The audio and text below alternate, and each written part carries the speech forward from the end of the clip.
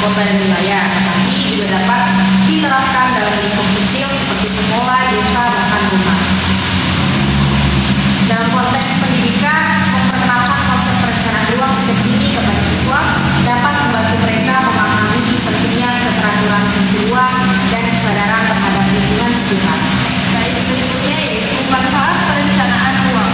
Perencanaan ruang yang baik akan memberikan berbagai manfaat, antara lain yang pertama, terciptanya keteraturan tata ruang sehingga ruang digunakan sebagai fungsi dan kebutuhan.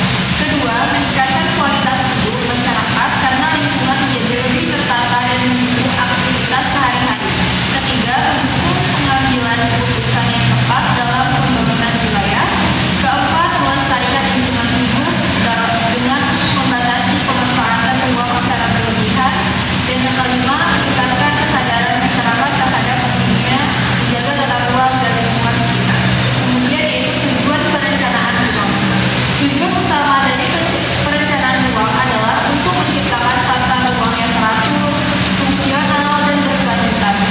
Secara lebih rinci, tujuan perencanaan ruang antara lain yang pertama, mengatur penggunaan lahan secara efisien agar sesuai dengan fungsi dan kebutuhan masyarakat.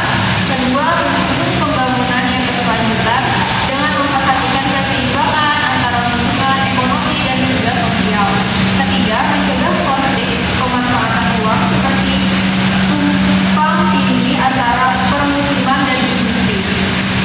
Keempat, menata lingkungan agar nyaman, aman, dan sehat untuk dihuni dan digunakan. Dan yang terakhir, memberikan arah dan pedoman pembangunan baik dalam jangka pendek maupun dalam jangka panjang.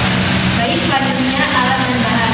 Untuk membuat perencanaan ruang sekolah seperti pada gambar, siswa SD dapat menggunakan kertas gambar atau karton, penggaris untuk mengukur sesuai skala, pensil dan penghapus, spidol warna atau pensil warna, penggaris skala atau memahami skala misalnya 1:200, stiker atau simbol sederhana, opsional, peta atau dena sekolah asli atau disederhanakan. Nah, kami sudah membuat desainnya seperti gambar. Selanjutnya, langkah-langkah penerapan skala peta dalam perencanaan ruang. Yang pertama, mengamati lingkungan sekolah. Siswa diajak berjalan-jalan di sekitar sekolah untuk mengenali bagian-bagian penting seperti taman, kantin, kelas, lapangan, dan tempat parkir. Yang kedua, mengukur jarak sebenarnya.